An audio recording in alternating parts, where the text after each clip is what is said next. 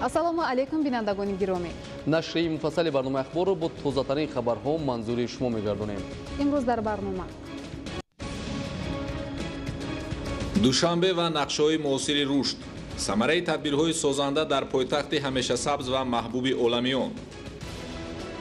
натиҷаи тадбирҳо дар самти омодагӣ ба зимистон, роҳҳои пешгирии талафоти нерӯи барқ. тарҳҳои муосири бунёдӣ дар ноҳияи Мурғоб, ҳолати корҳо барои сохтмони иншооти фахрӣ. таҷрибаи нави табибони тоҷик дар душанбе, амалиёти ҷарроҳӣ ва натиҷаи он. майдони фароғ барои муаррифии лаёқату ҳунар, фурӯғи субҳи доноӣ ва довталабони он. асрори нави китобхониву китобдорӣ, андешаи мутахассисон бо далелҳои ҷолиб. шоми 13 сентябри соли 2022 бо дархости сарвазири Арманистон, раиси феълии шӯрои амнияти дастаҷамъии созмони аҳдномаи амнияти дастаҷамъӣ Никол Пашинян ҷаласаи ғайринавбатии шӯрои амнияти дастаҷамъии созмон ба таври видеоконферонс баргузор гардид. бо супориши асосгузори сулҳу ваҳдати миллӣ пешвои миллат президенти ҷумҳурии Тоҷикистон муҳтарам Эмомалӣ Раҳмон дар ҷаласаи мазкур сарвазири мамлакат Қоҳир Расулзода иштирок ва суханронӣ намуд. дар суханронии худ сарвазири мамлакат нигаронии ҷониби Тоҷикистонро аз рӯйдодҳои охир дар хати ба ҳам омадани нерӯҳои ҳарбии ҷумҳурии Арманистон ва ҷумҳурии Озарбойҷон иброз намуд. таъкид гардид ки дар вазъияти имрӯзаи ба вуқӯъ пайваста ғояти муҳим аст ки ба ташаннуҷи минбаъдаи вазъият роҳ дода нашавад ва ҷонибҳо ҳарчи зудтар роҳҳои ҳалли мушкилотро ба маҷрои сиёсиву дипломатӣ баргардонанд. изҳори итминон карда шуд ки ягона роҳи таъмини сулҳу собот дар минтақа ин истифодаи муассир аз василаҳои муколама дар асоси санадҳои қабул гардида мебошад. 14 сентябри соли 2022 суди олии Федератсияи Русия бо даъвои прокуратураи генералии Федератсияи Русия ташкилоти террористию экстремистии ҳизби Наҳзати Исломро ташкилоти террористӣ эътироф намуд.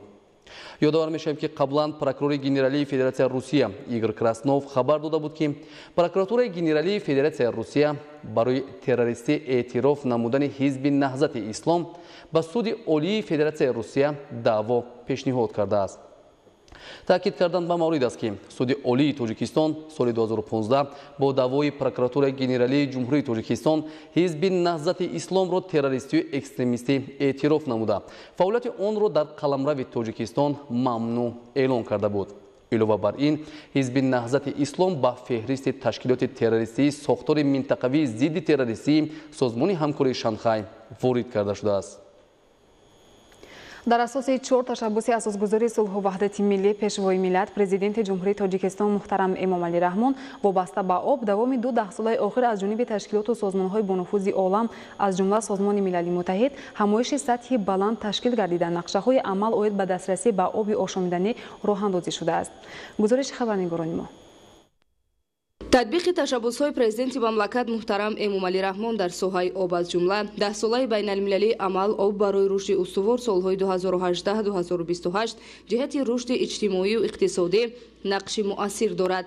ташаббусҳои президенти ҷумҳурии Тоҷикистон Эмомалӣ Раҳмон вобаста ба об давоми 2 даҳсолаи охир аз ҷониби ташкилоту созмонҳои бо нуфузи ҷаҳон аз ҷумла Маҷмаи умумии Созмони милали муттаҳид дар чандин форуму симпозиумҳои байналмилалӣ мавриди омӯзиш қарор гирифта дар самтҳои гуногун татбиқ карда мешаванд. анамин мушкилотро Тоҷикистон сари вақт пайгирӣ кард ва ба ҷомеаи ҷаҳон пешниҳод кард ки солҳои минбаъда мушкилоти обу иқлим яъне тағйирёбии иқлим дар бисёри давлатҳо анамин тағйирёбии иқлим яъне гармшавии ҳаво ба он оварда расонида истодааст ки офатҳои гуногуни табиӣ рух дода истодаанд ва албатта ин метавонад ба иқтисодиёт ба мардум ба ҳамон давлат зарари ҷиддӣ расонад. ҷумҳурии Тоҷикистон яъне таи 20 соли охир ҳамчун ҷумҳурии ташаббускор дар соҳаи масоили об, иқлим ва экология дониста шуд ва асосан 4 ташаббуси ҷумҳурии Тоҷикистон яъне дар сатҳи қатномаи Созмони милали муттаҳид бо ҳамовозии ҳама қариб давлатҳои дунё яъне қабул гашт. душанбе қалби Тоҷикистон ва муаррифгари симои миллати соҳибтамаддуну созанда буда шаҳодати завқи баланди зебоипарастӣ мебошад. натиҷаи дар амал татбиқ намудани сиёсати бунёдкоронаи ҳукумати ҷумҳурии Тоҷикистон ва роҳбарияти мақомоти иҷроияи ҳукумати давлатии шаҳр буд ки имрӯз душанбе ба яке аз шаҳрҳои пешрафтаю назаррабо табдил ёфтааст. гузориши Манушери Сулаймон ва Маъруфи Абдулло. макони баргузории чорабиниҳои оммавии фарҳангӣ ва ҳам мусоид барои сайругашт ва фароғати сокинону меҳмонони пойтахт. инҷо боғи фарҳангии фароғатӣ ба номи Садриддин Айнӣ дорои амфитеатр, суҳбаткадаҳои барҳаво дар иҳотаи гулу дарахтҳои роҳафзо, чунин иншооти фарҳангӣ 17 то дар ҳар гӯшаи Душанбеи Дилоро. боғҳои фарҳангии фароғатии пойтахт ки ҳамеша гулпӯш ҳастанд, дорои шароити хуби истироҳат дар ҳама фасли сол мебошанд. дар ҳар боғ иншооти муосир бо мавҷудияти имконияти хуби ташкилӣ ва роҳандозӣ намудани чорабиниҳои оммавӣ мавҷуд аст. на як боғҳо, гулгаштҳо, кӯчаву хиёбон ва инчунин шаҳракҳои навбунёд ҳам дилрабо. душанбе қалби Тоҷикистон ва муаррифгари симои миллати соҳибтамаддуни созанда, дарак аз завқи баланди зебоипарастӣ, замина, таваҷҷӯҳи хосаи шаҳрдорӣ ба корҳои ободониву созандагӣ. 80 сол зиёд аст ки ман дар ҳамин ҷо зиндагонӣ мекунам. кӯчаҳои бошафо, кӯчаҳои пурфайз, кӯчаҳое ки дар он гулу дарахтҳои бисёр, дарахтҳое ки то ҳол дар Душанбе набуданд, онҷо шинонда шуданд. боғи фарҳангӣ фароғатӣ ба номи Садриддин Айнӣ беҳтарин макони истироҳату фароғат барои сокинону меҳмонони пойтахт ба шумор меравад. боғи мазкур ки имрӯз гулрезу гулзеб аст, ба макони дӯстдоштании кули сокинон ва инчунин меҳмонони пойтахт табдил ёфтааст. дар давоми 5 соли охир дар муассисаи давлати боғи фарҳангии фароғатӣ ба номи Садриддин Айнӣ 11 000 беғ фақат дарахтони ороишӣ, соҳаафкан ва мевадиҳанда шинонда шуд. дар соли ҷорӣ 1055 беғ дарахтон шинонда шуд, дарахтони ороишӣ, соҳаафкан, 192 000 беғ танҳо гулҳои мавсимӣ бисёрсола ки аз ин теъдод 27 000 беғи он гулҳои садбарг мебошад. ибтикороти нав ба нав баҳри ободонии кӯчаву хиёбон ва шаҳраку маҳаллаҳо дар пойтахти мамлакат шаҳри Душанбе бо нерӯи тоза ва азми қавӣ идома дорад. ин ҳама албатта дар заминаи имконоти фароғи кору фаъолият ки аз тарафи роҳбарияти мақомоти иҷроияи ҳокимияти давлатии шаҳри Душанбе фароҳам оварда шудааст. риояи низоми муосир ва истифодаи самарабахши имконият дар пойтахти мамлакат шаҳри Душанбе натиҷа дод. Душанбе имрӯз комилан тағйир ёфта ба яке аз шаҳрҳои пешрафтаи ҷаҳон мубаддал гаштааст. Душанбе наш красивый город. Он меняется практически каждый день. Его невозможно узнать. Каждый день появляются новые здания, какие-то парки и так далее. имрӯз дар ҳар кӯча, ҳар хиёбон ва ҳар шаҳраку маҳаллаҳои пойтахт шароити мукаммали кору зиндагӣ ба мардум мавҷуд мебошад. шаҳри Душанбе симои ҷумҳурии Тоҷикистон ба шумор рафта ва ободиву зебогии он инъикосгари соҳибмаърифатии мардуми тоҷик аст. таваҷҷӯҳи роҳбарияти олии мамлакат ва талошҳои пайвастаи шаҳрдорӣ давоми чанд соли охир дар самти ободониву созандагӣ бесобиқа арзёбӣ мегардад. дар ҳар як гӯшаи камари шаҳри Душанбе мери хат сохтмонҳои калон, марказҳои калон карда шуданд. Душанбе шаҳри орзуҳои ҳар як сокини Душанбе ҳаст. корҳои сохтмонӣ дар бинову иншооти таъиноти гуногуни шаҳр бо назардошти талаботи замони муосир ва мутобиқ ба стандартҳои байналмилалӣ анҷом дода мешаванд. хушҳол аз он ҳастем ки дар ин шаҳри зебову зебоманзар зиндагӣ мекунем. имрӯза Душанбе хеле зебо ба назар мерасад. дар Душанбе бисёр боғҳои фароғатӣ хеле зиёд шуданд. хонаҳои баландошона хеле зиёд шуданд. мо донишҷӯён дар вақтҳои холигӣ мо метавонем ки аз боғҳои фароғатӣ истифода барем. риояи талаботи муқарраргарида дар соҳаи меъморӣ ва сохтмон аз як ҷониб барои сокинон шароити хуби кору зиндагиро фароҳам оварда бошад, аз тарафи дигар зебогии кӯчаву хиёбонҳоро дар пойтахт таъмин намуд. ин ҳама имкониятҳо натиҷаи таҳризӣ ва татбиқи мукаммали нақшаҳои ободонӣ бахшида ба ҷашнҳои давлатию миллӣ ва вобаста ба сиёсати созандаи шаҳрдорӣ, нигоҳи нав, андешаи комил ва муҳаббат ба сарзамини аҷдодӣ Душанберо ба шаҳри орзуҳо табдил додааст. расидан ба қадри ин ҳама ободонӣ қарзи шаҳрвандист. Манучери Сулаймон, Маъруфи Абдулло, Душанбе ахбор. дар филиали донишгоҳи давлатии Москва ба номи Михаил Ломоносов ҷамъомад доир гардид ки иштирокдорон атрофи дастовардҳои даврони соҳибистиқлолии ҷумҳурии Тоҷикистон андешаронӣ карданд. гузориши Хуршидаи Наҷмидӣ. در فیلیال دانشگاه دولتی مسکو با نام میخائیل لامانوسوف در شهر دوشنبه بخشیده به استقلالات دولتی میزی مدور دایر گردید که در آن آموزگاران، دانشجویان و کارشناسان اشتراک و اندیشه‌رانی نمودند. در جریان همایش تاکید گردید که در طول 31 سال استقلالات دولتی جمهوری تاجیکستان در مملکت دستاوردهای زیادی با تشبث پیشوای ملت محترم امامعلی رحمان با وجود آمد. رشد بی‌میلان تمام ساحه‌های خوجگی خلق مملکت از جمله ساحه معارف، راه و نقلیات، اقتصادیات، انرژتیک رو به ترقی نهاد. قید دید که اگر بر رشد ساحه معارف در دوران صاحب استقلالی مملکت نظر افکنیم، هزارها مؤسسه های تعلیمی و تا مکتبی اینچنین دانشگاه و دانشکده های نو زمانوی ساخته مورد استفاده قرار داده شد که در آن متخصصان جوان و کاردان با جای کار دائمی تامین گردیدند. تاجیکستان در این مدت توانست به جامعه جهانی خود را با پیشرفت‌های و دستاوردهای بی‌نظیر خود معرفی نماید. همچنین گفته شد که برای رشد اجتماعی و اقتصادی مملکت شروع از سالهای نخستین استقلالیت در جمهوری تحریزی برنامه‌های ساحوی اینچنین استراتژی و برنامه‌های ملی آغاز گردیدند. در این زمینه سطح و صفت زندگی ساکنان به تدریج بالا رفته، شرایط مساعد برای کار و فعالیت در مملکت فراهم آورده شد. مورد تذکر است که امروز ساکنان مملکت از فضای آرام و آسایشته کشور شکرگزار بوده برای پیشرفت وطن در پرتو سیاست خیرتمندانه پیشوای ملت محترم امامعلی رحمان به آینده درخشان استوارانه گام می‌نهند. خورشید نجمی‌دین، بهادر قربان، دوشنبه اخبار. شهر دوشنبه خانه امید تمام تاجیکان دنیا بوده. در زمان صاحب استقلالی به طور بی‌سابقه رشد کرد. مرکزهای خدمترسانی، خیابان و گلگشت و باغ‌های فرهنگی فراغتی با زیبایی و تراوت نوتکرار قلب هزاران ساکنان و مهمانان را تسخیر نموده است. گزارش در این خصوص. استقلالیت شرف و ناموس وطنداری و بزرگترین نعمت بی‌بها برای مردم تاجیک به حساب می‌رود. امروز تمام تاجیکان دنیا افتخار از آن دارند که صاحب دولت آزاد و آبادند و در تاجیکستان صلح و ثبات پایدار است.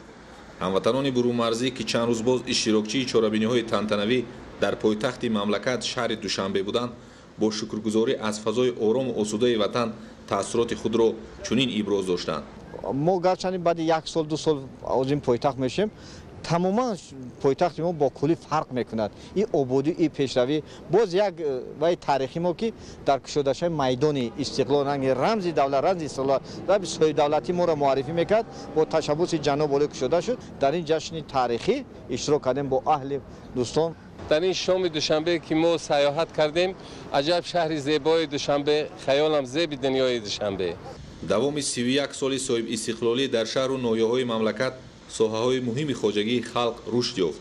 شهر دوشنبه پایتخت کشور در این دوره از جمله 5 ساله اخیر به کلی سیمای خود را تغییر داد.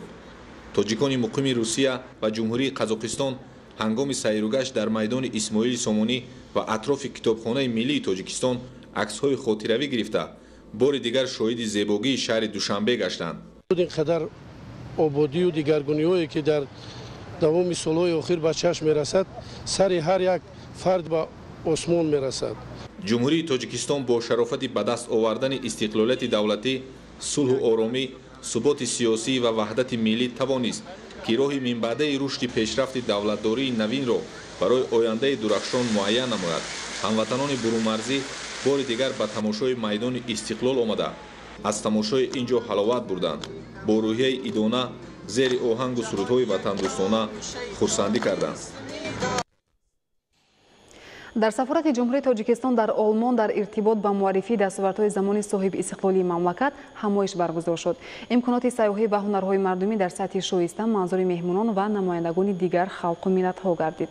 گزارش خبرنگاران ما. در چورابینی ایدانه نمایندگان مقامات دولتی آلمان، وکیلان بوندستاگ، مؤسسه‌های علمی فرهنگی، اتحادیه‌های صاحبکاری، شرکت‌های آلمانی، راهبران کورپس‌های دیپلماتی و سایت اخبار عامه همچنین جمع از هموطنان برون‌مرزی اشتراک داشتند. ضمن سخن افتتاحی سفیر تاجیکستان در آلمان امام‌الدین ستار مهمترین دستاوردهای کشور را که طی 31 سال استقلالیت با راهبری پیشوای معظم ملت پرزیدنت جمهوری تاجیکستان محترم امامعلی رحمان به عمل آمدند تاکید کرد. در این دوره тоҷикистон дар самти бунёди давлати соҳибихтиёр демократӣ ҳуқуқбунёд дунявӣ ва иҷтимоӣ ба комёбиҳои назаррас ноил гардида дар партави сиёсати дарҳои боз бо кишварҳои мухталифи дунё робитаҳои дипломатӣ истиқрор намуд.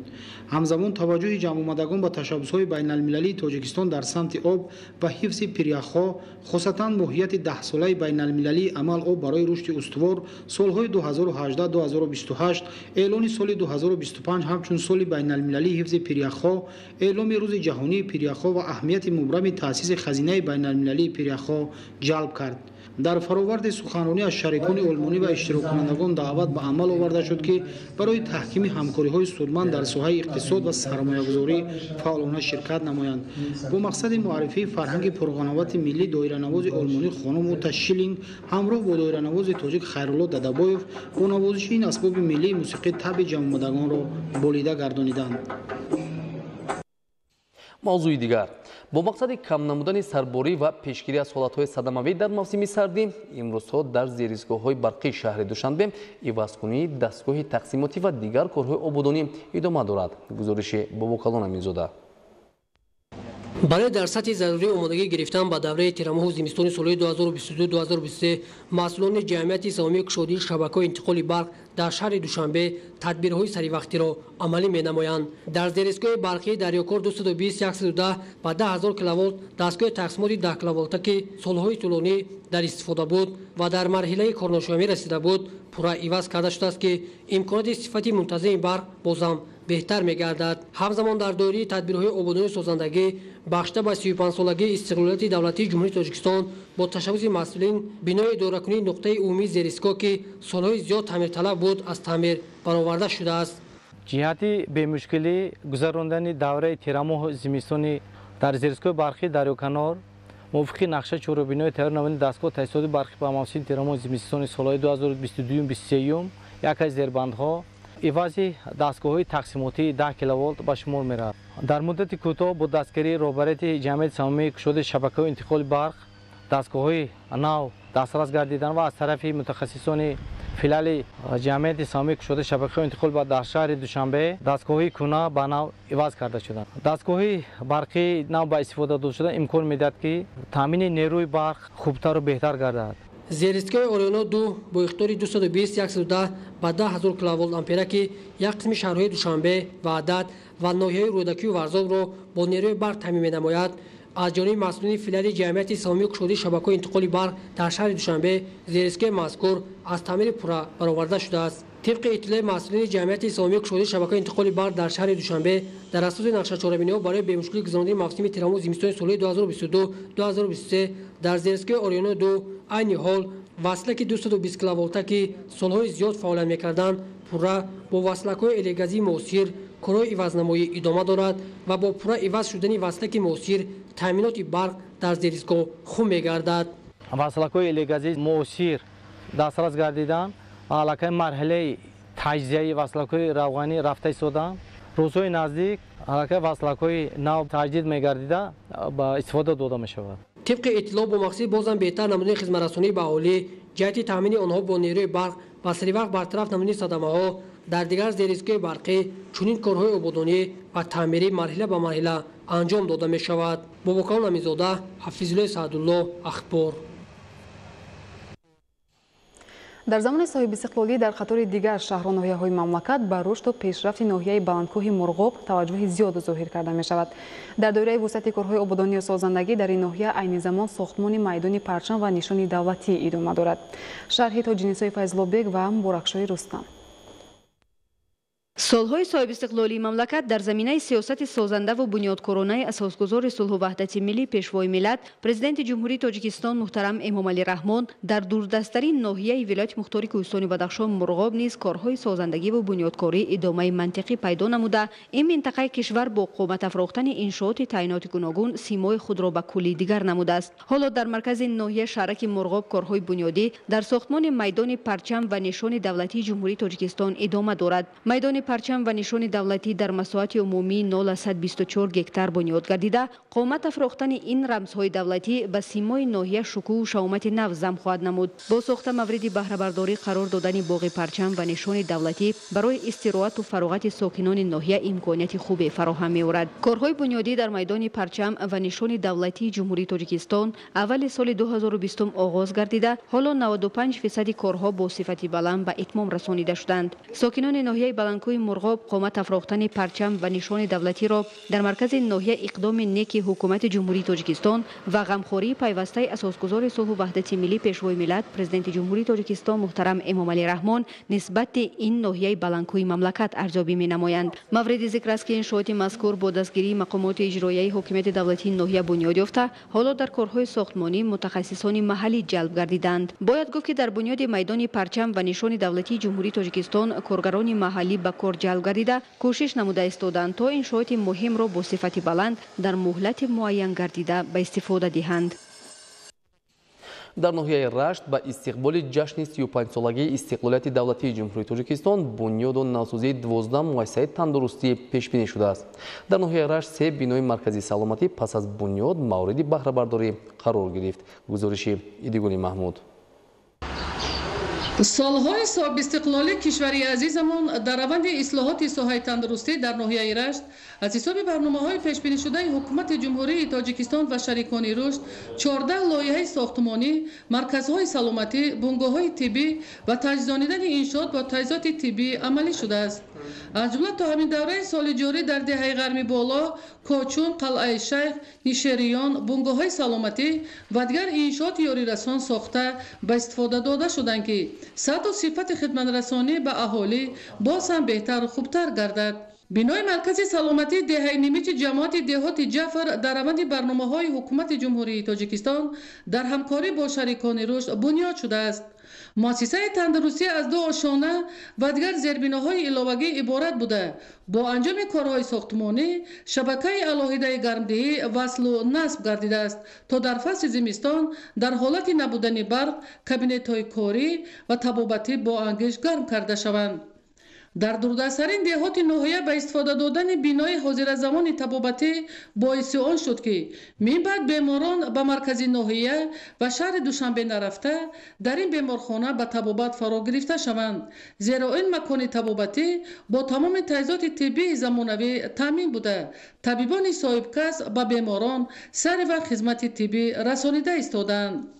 дар ноҳияи Рашт сохтмони беморхонаи марказӣ бо дастур ва ҳидоятҳои Президенти ҷумҳурии Тоҷикистон пешвои миллат муҳтарам Эмомалӣ Раҳмон дар доираи ҳадафҳои лоиҳаи сармоягузорӣ бо шарикони рушд барои хидматрасониҳои модару кӯдак амалӣ шуда истодааст. дар раванди амалӣ шудани лоиҳа сохтмону азнавсозии беморхонаи марказӣ барои 128 кат, сохтмони маркази ташхису табобатӣ иборат аз 60 кат ва таъмиру азнавсозии марказҳои саломатӣ пешбинӣ шудааст. ба гуфти масъулони соҳа солҳои охир дар раванди ислоҳот аз ҳисоби барномаҳои ҳукумати ҷумҳурии Тоҷикистон даҳо марказҳои саломатӣ, бунгоҳҳои тиббии замонавӣ бунёд шуда, иншооти тандурустӣ бо навтарин таҷҳизоти тиббӣ таъмин гардиданд. дар шаҳраки Навобод ба истиқболи ҷашни 35-солагии истиқлоли давлатии ҷумҳурии Тоҷикистон бинои маркази саломатӣ бунёд шуда истодааст. то ҳамин давра бинокорон корҳои сохтмони асосии биноро анҷом дода, иншоот дар муҳлати пешбинишуда ба истифода дода мешавад. با استفاده دادن 12 انشاءات ساحه تندرستی با استقبال جشن 35 سالگی استقلال دولتی جمهوری تاجیکستان در حدود جماعت‌های شهرک و دهات ناحیه رشت و تامین مؤسسه‌ها با تجهیزات طبی و دیگر اینفراستراکچور ضروری شرایط فراهم می‌آورد تا سطح و صفت خدمت‌رسانی طبی به اهالی در دوردست‌ترین دهات ناحیه باز هم بهتر و خوبتر گردد. ایدگل محمود دادرجان میرزازاده برای برنامه اخبار از ناحیه رشت. ҳамасола ҷавонон бо ифтихор аз ватану ватандорӣ ба сафи қувваҳои мусаллаҳи мамлакат шомил гашта қарзи шаҳрвандии худро содиқона иҷро мекунанд. ин аз он шаҳодат медиҳад ки ҳисси ватандостиву меҳанпарастӣ насли ҷавони мамлакат баланд буда онҳо дар ҳифзу нигоҳдошти дастовард ва арҷгузорӣ ба муқаддасоти миллӣ саҳми арзанда доранд. шарҳи Бобокалон Аминзода. қуввои мусаллаҳ кафили амнияту якпорчагии давлати суҳибистиқлоли тоҷикистон буда хизматчиёни ҳарбии ҷузъу томҳои низомӣ дар ҳифзи марзу буми ватан таъмини амнияту давлат ва зиндагии осудаи сокинони кишвар сами бузург доранд. Хизмат ба ватан, таҳкими истиқлолият ва иқтидори мудофиавии он вазифаи ҳар як шаҳрванд буда хизмат дар сафи қуввои мусаллаҳ барои ҷавонон мактаби мардонагист. ҷавонон маҳз дар давраи хизмати ҳарбӣ имконият доранд ки моҳияту мафҳумҳои ватан, давлат ва муқаддасоти миллии худро ба хубӣ дарк карда сабақи далериву шуҷоат ва садоқат омӯзанд. гуфта мешавад, ҷавонон бо камоли ифтихор ва нангу номуси ватандорӣ бояд омодаи хизмат ба ватан бошанд ва дарк кунанд ки ҳимояи марзу буми ватан қарзи фарзандӣ ва мояи ифтихори ҳар як ҷавонмард мебошад. дар натиҷаи ташкили дурусти корҳои фаҳмондадиҳӣ, тарғибу ташвиқи ватандӯстию ватанпарварӣ дар байни ҷавонони мамлакат, шумории ҷавононе ки ба таври ихтиёрӣ мехоҳанд қарзи фарзандии худро дар назди модар ватан иҷро кунанд, зиёд мешавад. имрӯз ҷавонони даврони суҳибистиқлолӣ бо ҳисси баланди масъулиятшиносӣ омодаи хизмат ба модар ватан ҳастанд ва бо дилу ҷон дар ҳифзи суҳибистиқлолии ватан ва марзу буми муқаддас мардонавор саҳм мегузоранд. хизмат дар сафи қуввои мусаллаҳ рисолати бузурги шаҳрвандӣ мебошад. бо назардошти он ки хизмат ба ватан барои ҷавонони бо нангу номуси тоҷик қарзи муқаддаси фарзандӣ ва рисолати мардонагӣ аст, насли ҷавони имрӯз бо дилгармии махсус ва эҳтиром ба арзишҳои милливу давлатӣ талош менамоянд то дар ҳифзи соҳибистиқлолӣ ва арзишҳои муқаддаси ватандорӣ саҳм гузоранд. қуввои мусаллаҳ асоси пойдории сохторҳои низомӣ, ҷузъи муҳимтарини давлатдории миллӣ ва сипари боэътимоди Тоҷикистон аст ва фарзандони барӯманди тоҷик бояд сафи ин ниҳозро пурра намуда бо ҷонисорӣ ва ҳисси баланди масъулиятшиносӣ дар ҳифзи Тоҷикистони соҳибистиқлол талош ба харҷ диҳанд. бобокамол намизода, баҳодири Истам, ахбор.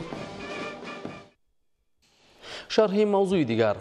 бо роҳандозӣ гардидани табодули таҷрибаи тахассусӣ бо давлатҳои пешрафта дар соҳаи тиб имкон фароҳам омад то хизматрасониҳои тиббӣ дар мамлакат рушди бесобиқа пайдо намояд. ҷиҳати таҳким бахшидани хизматрасониҳои тиббӣ дар самти ҷарроҳии лапароскопӣ дар муассисаи давлатии пажӯҳишгоҳи гастроэнтерология ҷарроҳии нав анҷом дода шуд. дар муассисаи мазкур дар баробари баланд бардоштани хизматрасониҳои тиббӣ созандагию бунёдкориҳо вусъати тоза дорад. гузориши Зулфия Раҳимзода. имрӯз тибби ҷаҳонӣ дар сатҳи баланди пешрафт қарор дорад. ин аст ки дар ҷумҳурии Тоҷикистон хизматрасониҳои тиббӣ баланд бардошта шуда ба роҳ мондани ҷарроҳиҳои наву мураккаб ки солҳои қабл анҷом додани он дар дохили кишвар имкон надошт, аз дастовардҳои солҳои соҳибистиқлолӣ арзёбӣ гардида рушди бесобиқаи соҳаи тандурустиро собит менамояд. имрӯз дар муассисаи давлатии пажӯҳишгоҳи гастроэнтерология ҷарроҳии нав бо усули лапароскопия ва бо истифода аз таҷҳизоти муосири эндаҷарроҳии ширкати олмонии Карл Шторц анҷом дода шуд. дастгоҳи эндаҷарроҳӣ истеҳсоли давлати олмон мебошад. бо дастгирии вазорати тандурустии ҷумҳурии Тоҷикистон дастрас карда шуд. 10 намуд ҷарроҳие ки дар ковокии шикам гузаронида мешавад тавассути ин дастгоҳ мо ҳама рӯза амалӣ мекунем. дар давоми сол тақрибан зиёда аз 200 амалиётҳои ҷарроҳии энда бо тариқи ҳамин дастгоҳ эндаҷарроҳӣ амалӣ карда мешаванд. имрӯз зарурат барои ташхис ё табобати иловагӣ дар хориҷи кишвар қариб ки аз байн рафтааст. шаҳрвандони мо метавонанд аз дастгоҳҳои муосири имрӯза васеъ истифода баранд. тариқи ҳамин дастгоҳ амалиётҳои ҷарроҳӣ аз оддитарин ҷарроҳиҳо сар карда то амалиётҳои ҷарроҳии мураккаб тавассути ин дастгоҳҳои муосир амалӣ карда мешавад. ҷарроҳоне ки дар гузарондани чунин амалиётҳои масъулиятнок омӯзонида шудаанд, бо дастгирии бевоситаи ҳукумати ҷумҳурии Тоҷикистон дар Федератсияи Россия ва Ҳиндустон такмили ихтисос намудаанд. истифодаи технологияи тиббии муосир, дастгоҳи эндаҷарроҳӣ дар баробари гузарондани амалиёти ҷарроҳӣ барои ташхиси баъзе намуди бемориҳо низ истифода карда мешавад.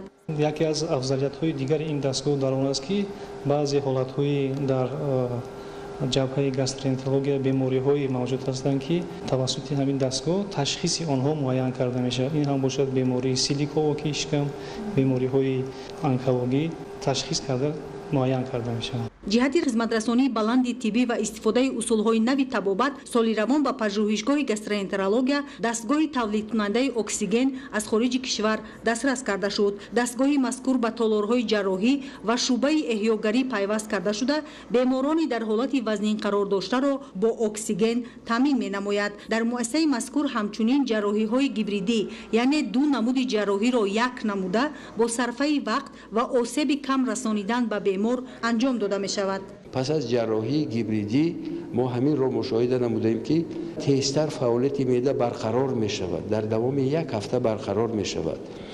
беморон бошанд рӯзи дигар пас аз ҷарроҳӣ озодона хеста роҳ мегарданд, ягон дарди сахт ҳис намекунанд. ин афзалияти ҳамин амалиёти гибридии ҷарроҳӣ мебошад. созандагию бунёдкориҳо ва сабзу хӯрамгардонии гулзоркунӣ низ дар атрофи муассисаи мазкур роҳандозӣ гардидааст. то рӯҳияи кормандон ва беморон баланд гардида, табибон дар шароити мусоид барои солимгардонӣ ва кӯмаки тиббию ҳаётӣ расонидан талош намоянд. зульфия раҳимзода, баҳодури қурбон, ахбор. дар шаҳри душанбе ҷаласаи платформаи миллии ҷумҳурии тоҷикистон оид ба паст кардани хавфи офатҳои табиӣ доир гардида, роҳҳои паст кардани хатарҳои офати табиӣ дар мавзеъҳои осебпазири мамлакат мавриди баррасӣ қарор дода шуд. гузориш дар ин хусус.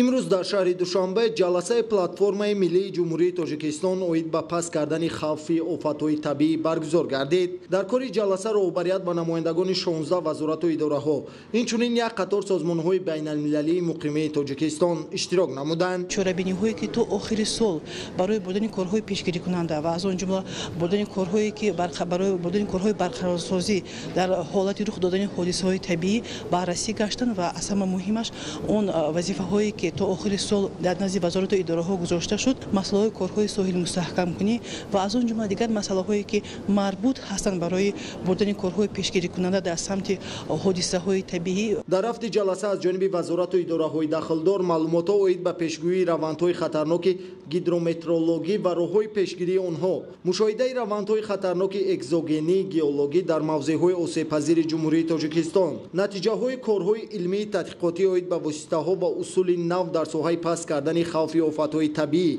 маълумот оид ба тартиби ҷалби сармоягузории хориҷӣ ҷиҳати амалисозии стратегияи миллии ҷумҳурии тоҷикистон оид ба паст кардани хавфи офатҳои табиӣ барои солҳои 2019-2030, ҳисобот оид ба иҷрои барномаи давлатии корҳои соҳилмустаҳкамкунӣ барои солҳои 2018-2022 ва иқдомҳои оянда, маълумот оид ба иттилоотнокии аҳолӣ ҷиҳати омодагӣ ба офатҳои табиӣ ва воситаҳои телевизионӣ ва радиоӣ, натиҷаҳои татбиқи лоиҳаҳо ва барномаҳо дар соҳаи паст кардани хавфи офати табиӣ дар минтақаҳои тоҷикистон мавриди баррасӣ қарор гирифт.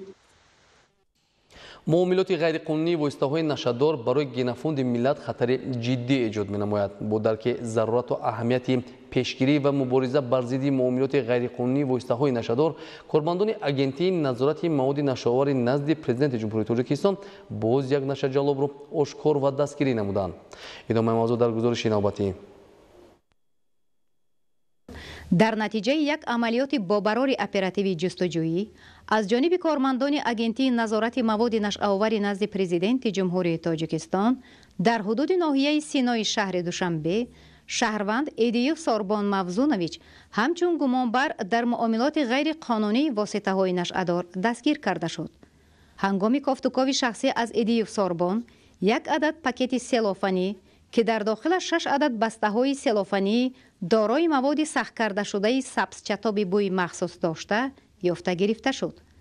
тибқи маълумотномаи экспертизаи судӣ, маводҳои аз Эдиев Сорбон мусодира гардида воситаи нашъадори навъи ҳашиш буда, вазни умумии он 3 килограмму 660 граммро ташкил медиҳад. маълум карда шуд ки шаҳрванд Эдиев Сорбон ин маводҳоро бо мақсади ба соҳибияти каси дигар додан дастрас карда ҷинояти махсусан вазнинро содир намудааст.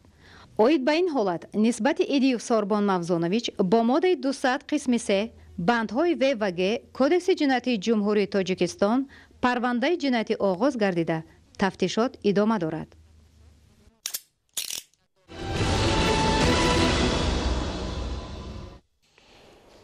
озмуни ҷумҳуриявии фуруғи субҳи доноӣ китоб аст. соли чорум аст ки миёни қишрҳои гуногуни ҷомеа баргузор гашта беҳтарин соҳибистеъдодҳои суханбару сухандон дарёфт мегардад. гузориши оисаи абдуҷавин. маърифат, фазлу донишомӯзӣ, эҳсосоти милливу худшиносӣ, ватандӯстиву инсонпарварӣ баландтарин ғояҳои инсониву башарӣ ва миллии мардуми тоҷик, хусусан наврасону ҷавонон дар заминаи барроҳ мондани озмунҳои гуногун аз ҷумла фуруғи субҳи доноӣ китоб аст такмил бахшида шуд. таъкид бояд шуд ки соли чорум аст дар мамлакат таҳти сарпарастии асосгузори сулҳу ваҳдати миллӣ, пешвои миллат, президенти ҷумҳурии Тоҷикистон муҳтарам Эмомалӣ Раҳмон озмуни мазкур ба роҳ монда мешавад. озмуни ҷумҳуриявии фуруғи субҳи доноӣ китоб аст дар як муддати кӯтоҳ ҷомеаро ба пуррагӣ фаро гирифта аз ҷониби ҳама табақаҳои аҳолӣ ба хушнудӣ пазируфта шуд. мо донишҷӯёни факултети химия ҳамарӯза ба ин даргоҳи илму маърифат омада ба дарсҳои худ омодагӣ мебинем. албатта воситаҳои дигари дарстайёркунӣ мавҷуданд ба мисоли технологияҳои навин. аммо мо донишҷӯён аз китоб ба таври самаранок истифода мебарем. китоб ҳамнишини беҳтарин, рафиқи ҳамсафари мо ва устоди беминнат ба шумор меравад. дар замони ҷаҳонишавӣ ва бархурди тамаддунҳо тадбири мазкур дар ҳифзи арзишҳои миллӣ ва баланд бардоштани фазилату ҷаҳонбинии насли ҷавон низ қадами устуворе гузошт. дар баробари ба роҳ мондани озмуни ҷумҳуриявии фуруғи субҳи доноӣ китоб аст ҳамзамон ҳамасола ба такмил ва пешрафти озмуни мазкур низ мароғ зоҳир карда мешавад. аз ҷумла аз рӯи сину сол ва касбу кор табақабандӣ гардидани номинатсияҳо, ташкили гурӯҳҳои наву алоҳида аз қабили барои мактаббачагон, донишҷӯён, кормандони соҳаҳои гуногун, калонсолон ва дигар бахшҳо озмуни ҷумҳуриявии фуруғи субҳи доноӣ китоб астро мукаммал ва имконияти фарогириро васеъ гардонид. ҳар як шахс метавонад дар ин озмун ширкат варзад ва сазовори ҷои муайян мешавад. инчунин барои худ як маводҳо, як маълумотҳои кофиро ба худ биёрад ва ҷаҳонбинияшро васеъ гардонад. ҳамчунин дар баробари ҳавасмандгардонии нафари ғолиб волидайн ва омӯзгори ӯ низ дастгирӣ меёбад ки ин иқдом ба дарёфти чеҳраҳои нав дар масири илму эҷод дорои тафаккури баланди зеҳнӣ, шахси худогоҳу худшинос ва ҳифзкунандаи мероси гузаштагони миллати тоҷик замина мегузорад. мавриди зикр аст ки миллати тоҷик дар масири таърих ва имрӯз низ бо ганҷинаи бузург, адабиёту фарҳанг, урфу одат, шоирону нависандагони барҷаста ва шахсиятҳои пешоҳангу ташаббускор ҳамчун миллати кӯҳанбунёду тамаддунофар шинохта шуда, бо соҳибистиқлол гаштани ҷумҳурии Тоҷикистон шӯҳрати ҷаҳонии миллати тоҷик оламшумул гашт. бештар гардидани завқи китобхонӣ барои баланд бардоштани худшиносии миллӣ, ватандӯстӣ, маърифату ахлоқ ва огоҳӣ пайдо намудан аз ғановатмандии мероси гаронарзиши ниёгон мусоидат менамояд. ин аст ки дар доираи дастуру супоришҳои роҳбарияти давлат ва ҳукумати ҷумҳурии Тоҷикистон аз ҷониби роҳбарияти олии мамлакат барои дар қалби кӯдакону наврасон ва донишҷӯён ҷой додани муҳаббати китобхониву илмдӯстӣ шароити лозима муҳайё гашта соҳибистеъдодҳо пайваста дастгирӣ меёбанд. гузориш дар ин хусус. мардуми тоҷик аз қадим ба китобдорию китобхонӣ шавқи беандоза дошта барои ҳифзу нигаҳдошти он таваҷҷӯҳи хоса зоҳир мекарданд. китобхона ганҷинаи ҳикмати бузург аст ки мардум бо умед аз дари он ворид мешавад. ҳар касе ки ба ин даргоҳи илму маърифат ворид мегардад ба дунёи рангину зебоӣ ҳамроҳ мешавад. китоб маҳсули ақлу заковати мардуми соҳибтамаддун, омили асосии ҳифзи фарҳанги миллӣ ва яке аз муҳимтарин воситаҳои маърифатнок кардани аҳли ҷомеа буда, қобилияти сухандониву суханрониро сайқал медиҳад, доираи андешаву тафаккур ва ҷаҳонбинии инсонро васеъ ва ӯро ба роҳи дурусти зиндагӣ раҳнамоӣ мекунад. мо аз китоб илм меомӯзем, дониш меомӯзем, адаб меомӯзем. маҳз барои ҳамин аст ки китоб мехонем, чун фақат китоб метавонад ин чизҳоро ба мо омӯзонад. китоб ин як чароғест ки роҳҳои яъне норавшанро барои мо равшан мегардонад. мо метавонем аз ин китоб ба тамоми дастовардҳо ноил гардем, ба тамоми қуллаҳо расем. китоб на танҳо сарчашмаи илму дониш, балки ин мо аз ин рафтор, кирдори хуб, пиндори некро ҳам меомӯзем. китоб ба инсон ҷавонмардӣ, шуҷоат, ҳифзи марзу бум, вафодорӣ, дӯст доштани ватан, ифтихор аз ватану ватандорӣ, озодагӣ ва нангу номус омӯзонда шахсро ба арзишҳои маънавӣ ороста мегардонад. имрӯзҳо дар ҷумҳурии соҳибистиқлоли Тоҷикистон садҳо китобхонаҳо дари худро ба хонандагон кушода, масъулон кӯшиш ба харҷ медиҳанд ки сафи китобхонон бисёр шавад, насли ҷавон бо маърифату доно ба воя расанд. البته که برای بیشتر خوانندگان و انسان‌ها با کتابخانه جلب رو آورن این از محیط عائله سر می‌شود. چقدر البته که پدر و مادر که در خردی برای فرزندانشون کتاب خوانند یک جای با آنها کتاب خوانند که در وقت‌های خولگی خودشون نیز پدر و مادر به کتابخوانی مشغول شوند همین کودکان از این نورسان برنامه‌ها پیروی میکنند. باید قید کرد که یکی از وظیفه‌های اساسی و مسئولیتناک مربیان مؤسسه‌های تا مکتبی در ضمیر تربیت گیرندگان با وجود آوردن و تشکیل دادن ذوق کتابخوانی میباشد. این چنین آموزگاران مکتب‌های عمومی، میانه و عالی را لازم است که در ذهن تربیت گیرندگان، مکتب بچگان و دانشجویان خود عقیده استوار را راجع به آنکه انسان میتواند فقط توسط کتاب با ادبیات و فرهنگ و اقتصاد ممالک زیاد آشنا گردد جای دهند. آنها باید درک کرده توانند که محض کتاب دوست بی‌منت و همسفر جانی هر یک انسان شده میتواند. در ارتباط با 20 ساله آموزش و رشد علم‌های دقیق و ریاضی در ساحه علم و معارف برای سال‌های 2020-2040 در سال تحصیلی 2022-2023 مراتب اول نمایش دستاوردهای علمی دانشجویان فاکولته‌های دانشگاه دولتی آموزگاری تاجیکستان به نام صدرالدین عینی برگزار شد. گزارش خبرنگاران ما در این خصوص. با تشبث راهبریت دانشگاه دولتی آموزگاری تاجیکستان به نام صدرالدین عینی در پرتو اعلان گردیدن 20 ساله آموزش و رشد علم‌های دقیق و ریاضی در ساحه علم و معارف برای سال‌های 2020-2040 در سال تحصیلی 2022-2023 مراتب اول نمایش دستاوردهای علمی دانشجویان فاکولته‌های دانشگاه برگزار کرده شد. ضمن برگزاری نمایش مذکور تاکید کردند که با شرافت استقلال دولتی امروز از جانب راهبریت عالی دولت و حکومت مملکت در دانشگاه تمام شرایط ضروری فراهم آورده شده است و دانشجویان را ضرور است که از این امکانیت‌ها ثمرناک استفاده نمایند. هر یک دستاوردی که در دانشگاه شده ایستاده است برای پیشرفت علم و تعلیم سهمگذاری استادان را افاده می‌کند. برگزاری نمایش امروزه گواه روشن آن است که در دانشگاه مذکور در سمت آماده نمودن متخصصان بلند اختصاص توجه بیشتر است. حالا در دانشگاه 14 فاکولته، 63 کافدرا، 906 آموزگار، 37 دکتر و 247 نامزدهای علم فعالیت می‌نمایند که سهم آنها در آماده نمودن متخصصان بلند اختصاص ساحه علم و معارف نظررس میباشد. خرسندآور است که امروز ختم کردگان این بارگاه علم و معرفت در همه شهر و ناحیه‌های مملکت با تربیت نسل جوان و نورست مشغول میباشند. تذکر داده شد که سالهای آخر توجه جوانان به علم‌های دقیق خصوصا علم‌های فیزیک و متمتیک بیشتر مشاهده می‌شود و این شهادت آن است که در کشور شرایط و امکانیت و امتیازهای زیاد فراهم آورده شدند. نمایش امروزه ادامه منطقه چاره‌بینی‌های داخل دانشگاهی بوده در سمت جلب هرچه بیشتر دانشجویان به علم آموزی و اختراع‌کاری مساعدت فعال می‌نماید. یکی از عامل‌های اساسی رشد ساحه کشاورزی این تامین سروقتی خودجگیداران کشاورزان با آب فلزی میباشد. مسئولین اداره دولتی بهداشت زمین و آبیاری ناحیه دنقره در برابر تامین خودجگی‌های دهقانی و ساکنان با آب فلزی امروزها توسط تکنیک و مکانیزم پر اقتدار ساحه به تازه کردن زهبور و زهکشان مشغولند. گزارش در این خصوص.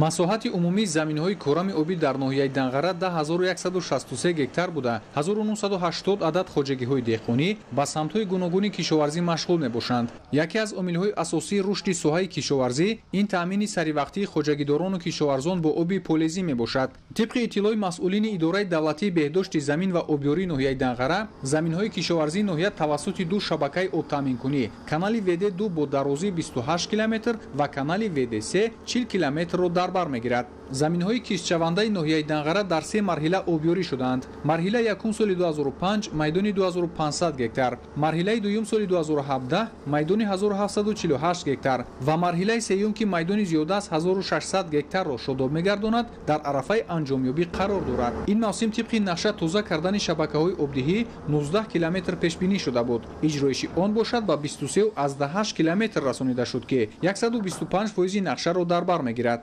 مسئولین اداره دولتی بهداشت زمین و آبیاری ناحیه دنقره در برابر تامین خودجگی‌های دهقانی و ساکنان با آب فلزی امروزها توسط سه تکنیک و مکانیزم‌های پراقتدار ساحه با تازه کردن زهبور و زهکش‌ها مشغولند. تازه کردن زهبور و زهکش‌ها نقشه 11.7 کیلومتر، اجرایش 14.7 کیلومتر تازه کردیم، 40,000 متر کوبی که این هم نقشه 125% را تشکیل می‌دهد. дар ноҳияи Фархор кишоварзон ба ҷамъоварии пахта шурӯъ намуданд. Дар хоҷагиҳои деҳқонӣ ҳосилноки пахта аз ҳар 1 гектар ба зиёда 30 сентнерӣ расонида шуда, аҳли заҳмат иқдом гирифтанд ки рӯзҳои наздик дурнамои истеҳсолиро пурра таъмин намоянд. гузориш дар ин бобат.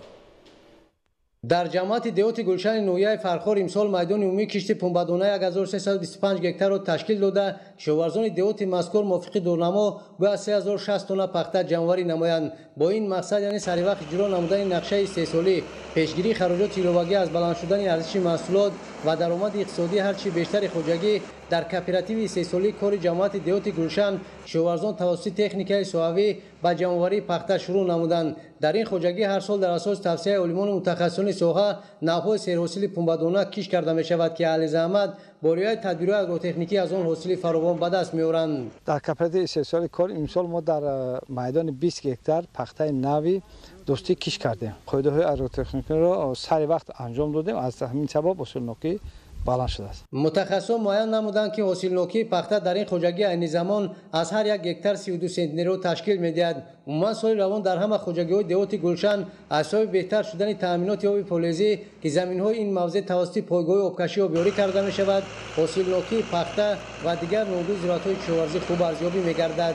аз ҳисоби дастгирии бевоситаи роҳбарияти давлат ин мавзеъ пурра бо об таъмин гашт ва яке аз сабабҳои ҳосили хуб ба даст овардани кооперативи истеҳсолии кор дар он аст, ки оби фолезӣ пурра таъмин гаштааст ва ҳар як хоҷагидор мехоҳад, ки нисбати он хароҷотҳое ки мекунад даромади соф ба даст оярад. бинобар ҳамин кооперативи истеҳсолии кор ҳаминро тасмим гирифтааст, ки арзиши аслиро кам намуда барои даромаднокии ҳам хоҷагиаш ва ҳам саҳмдорони хоҷагӣ истифодаи мошинҳои пахташиро ба кор бурда. дар кооперативи истеҳсолии кор масъулин иқдом гирифтанд, ки ҳосили ба дастомадаро пурра тавассути техникаи соҳавӣ ҷамъоварӣ карда, имсол дурнамои истеҳсолиро аз ҳар 1 гектар то ба 42 сентнерӣ расонанд. дар ноҳияи Фархор, ки сокинон асосан ба пахтакорӣ машғуланд, баланд шудани арзиши ашёи хом ва саривақт пардохт намудани музди меҳнати чинакчиён ҳавасмандии аҳли заҳматро нисбат ба рушди минбаъдаи соҳа бештар намудааст. бахусус дар мавзеи уртабузи ҳудуди деҳоти гулшан, ки мушкилоти чандинсолаи кишоварзон аз норасоии оби фолезӣ пурра роҳи ҳалли хешро пайдо кардааст, аҳли заҳмат ният доранд, ки барои ҳарчи бештар ба шуғл фаро гирифтани сокинони деҳот, зиёд намудани истеҳсоли ашёи хом ва пешрафти вазъи иқтисодӣ, соли оянда майдони кишти пунбадонаро дар ин мавзеъ зиёд намоянд. дар кооперативи истеҳсолии кор, ки давоми чанд соли хоҷагидорӣ баъзаи техникии он хеле мукаммал гардидааст, масъулин иқдом гирифтанд, ки аз заминҳои корам оқилонаи самаранок истифода бурда, майдони кишти зироатҳо аз ҷумла пахтаро васеъ ва ҷиҳати бозам беҳтар шудани сатҳи рӯзгори саҳмдорон ва даромади иқтисодии хоҷагӣ мусоидат намоянд. кормандони муассисаи давлатии хоҷагии ҷангали дашти ҷуми ноҳияи Шамсиддин Шоҳин баҳри ҳифзу нигоҳдории гуногуни биологӣ, бунёду барқарорсозии ҷангалзор ва боғҳои нав бунёд менамоянд. гузориши Раҳматалӣ Назирӣ. муассисаи давлатии хоҷагии ҷангали дашти ҷуми ноҳияи Шамсиддин Шоҳин соли 1997 таъсис ёфта дорои 52972 гектар замин аст, ки аз ин 11720 гектарашро ҷангалу беша ва боқимонда дигар гурӯҳи заминҳо мебошанд. кормандони ин хоҷагӣ оиди ҳифзу барқарорсозии ҷангалзорҳо амал карда, ин мавзеъро сол аз сол сабзу хурам гардонда истодаанд. маврид ба зикр аст, ки кормандони хоҷагии ҷангали дашти ҷум дар баробари бунёду барқарорсозии ҷангалзор, нигоҳдории дарахтони нодири ҷангалӣ, инчунин аз ҳисоби онҳо дарахтони ҳосилдиҳандаи мутобиқ ба ин иқлимро афзоиш медиҳанд. дар хоҷагии ҷангали дашти ҷум кору фаъолияти худро дар асоси дастуру сипосишҳои асосгузори сулҳу ваҳдати миллӣ пешвои миллат муҳтарам Эмомалӣ Раҳмон баромонда фаъолият мекунад. хоҷагии ҷангали дашти ҷум ҳамасола байни агентии хоҷагии ҷангали ҷумҳурии Тоҷикистон шаҳрнома баста, дар асоси шаҳрнома фаъолият мекунем. дар шаҳрнома ҳама намуди нақшаи истеҳсолии солонаи мо нишон дода шудааст. дар муассисаи давлатии хоҷагии ҷангали дашти ҷум 32 нафар кормандон аз ҳисоби буҷет маош мегиранд ва фаъолият мекунанд. ба ғайр аз ин дар хоҷагӣ 60 нафар иҷоракорон ҳастанд, ки бо шаҳрномаи муштараки ҷангал фаъолият мекунанд, корро пеш мебарем. нақшаи хоҷагии ҷангал дар соли 2022 10 гектар бунёди ҷангал дорем, 30 гектар барқароркунии ҷангал пурра иҷро карда шуданд. بغیر از این در نزد خوجگی جنگل دشت نهالخانه خرد تشکیل کردیم که برای بنیاد برقرار جنگل‌های خوجگی استفاده برده می شود. بنیاد باغ‌های حاصل دهنده در حدود خوجگی جنگل دشت جان و قطعه‌های نزد حولیگی ساکنان سال از سال زیاد شده ایستادند که به منفعت هر یک باغپرور است. در واقع باید درختان درازعمر حاصل دهنده که خاص اقلیم محل همیشه حفظ گردیده بیشتر در مناطق کشور پنهان کرده شوند. تاجیکستان که دارای ثروت‌های پرقناوت طبیعی، آب‌های مصفا و طبیعت بهشت‌آسا میباشد، حفظ و نگاهوبین طبیعت از جمله جنگلزار وظیفه هر یک فرد خودآگاه و صاحب معرفت به شمار می‌رود. رحمتعلی نظری، سروان قربانعلی، ناحیه شمس‌الدین شاهین، اخبار. ноҳияи шаҳристон дар истеҳсол таъмини мева ва картошка дар бозори дохилӣ нақши хоса дорад. соли ҷорӣ дар боғҳо ҳосили себ фаровон буда хоҷагидорон мақсад доранд ки самараи дастранҷи худро то 50 000 тонна расонанд. гузориши Равзали Амон. соҳаи кишоварзӣ самти асосии рушди иқтисодии иҷтимоии ноҳияи шаҳристон ба ҳисоб меравад. дар соҳаи кишоварзии ноҳия 85% аҳолӣ фаъолият намуда, заминҳои корам 13377 гектар ва заминҳои корами обӣ 4410 гектарро ташкил медиҳанд. обу хоку иқлими ноҳия ба рушди соҳаҳои ғаллакорӣ, сабзавоткорӣ, картошкапарварӣ, боғдорӣ, чорводорӣ ва замбури асалпарварӣ мутобиқ буда, дар давраи соҳибистиқлолӣ ба рушди ин соҳаҳо замина гузошта шудаанд. саршумори чорвои калон ва майдаи шохдор афзун карда шуда қариб ба 85 000 сар расидааст. оилаҳои замбури асал ва ҳаҷми истеҳсоли асал афзоиш меёбад. ноҳияи шаҳристон ба рушди боғдорӣ, хусусан меваҳои тухмдори себу нок мутобиқ буда, хоҷагидорону аҳолӣ бо роҳи афзун намудани масоҳати боғ, баланд бардоштани ҳаҷму сифати мева даромаднокии соҳаро афзун менамоянд. нави себи хориҷӣ 5 ситора мебошад ки хеле ҳосили баланд дорад ва хушсифат мебошад ва боғдорони ноҳияи шаҳристон бо ҳамин гуна себҳои шаҳдборашон машҳур мебошанд. обу иқлими мавзеъҳои кӯҳию доманакӯҳии ноҳияи шаҳристон ба ҳосилнокии баланди меваҳои тухмдор мутобиқ буда, сифат ва таъму лаззати себи шаҳристон фарқкунанда аст. хусусан соли равон дар хоҷагиҳои деҳқонӣ ва қитъаҳои назди аҳолӣ ҳосили анвои маҳаллию хориҷии себ чун 5 ситораю хубон фаровон аст. хоҷагидорону аҳолии ноҳияи шаҳристон дар баробари таъмини бозори дохилӣ бо меваҳои тару тоза ва захира барои зимистон меваи хушконидаи себро зиёд мекунанд, ки ба он талабот дар бозори хориҷӣ меафзояд. таи солҳои охир хоҷагидорони ноҳия ба бунёди боғҳои интенсивӣ таваҷҷӯҳи бештар карда, давоми 3 сол дар ноҳия беш аз 25 гектар боғҳои интенсивии себ таъсис дода шудааст. ноҳияи шаҳристон дар рушди картошкапарварӣ ва афзун намудани ҳаҷми истеҳсоли картошка саҳми арзанда дорад ва дар солҳои охир дар ноҳия ҳаҷми истеҳсоли картошка ба маротиб афзоиш ёфт. агар дар соли 2011 кишоварзони ноҳия дар масоҳати 680 гектар кишт карда бошанд, дар соли 2022 3 баробар яъне 2000 гектар кишт карданд. ин имкон медиҳад ки ҳаҷми истеҳсоли маҳсулоти картошка нисбат ба соли пешин зиёд карда шуда, дар таъмини бозори дохилӣ саҳми кишоварзони ноҳия зиёд мебошад. истеҳсоли картошка дар ноҳияи якҷоя аз ҳисоби заминҳои хоҷагиҳои деҳқонӣ, қитъаҳои наздиҳавлигӣ ва заминҳои хоҷагиҳои ёрирасони шахсии шаҳрвандон, заминҳои президентӣ зиёд карда, соли ҷорӣ истеҳсоли 50 000 тонна картошка пешбинӣ мешавад. аҳолӣ ва саҳмдорони хоҷагиҳои деҳқонии ноҳияи шаҳристон аз навъҳои сабзавот парвариши карамро ба роҳ мемонанд. ин саҳмгузорӣ дар таъмини талаботи бозори дохилӣ бо ин сабзавоти хушсифат, дастрасии бештари аҳолӣ ва даромаднокӣ ба хоҷагидорону аҳолии ноҳияи шаҳристон мебошад. дар мамлакат бозиҳои даври 15-уми чемпионати Тоҷикистон оид ба футбол байни дастаҳои Лигаи олӣ баргузор шуд. футболбозони дастаи истиқлоли шаҳри Душанбе мавқеъ пешсафиашонро дар ҷадвали мусобиқоти Лигаи олӣ боз ҳам устувор намуданд. гузориши Раҳматшоҳи Обид. бозиҳои даври 15-уми чемпионати Тоҷикистон оид ба футбол байни дастаҳои Лигаи олӣ баргузор шуд. дар ду бозӣ дастаҳои мизбон дар як вохӯрӣ дастаи меҳмон ғалаба карданд. ду бозии дигар бошад бо натиҷаи мусовӣ ҷамъбаст шуд. тими клуби марказии варзиши артист дар бозии хонагӣ бар дастаи Хуҷанд бо ҳисоби 1-0 ғалаба кард.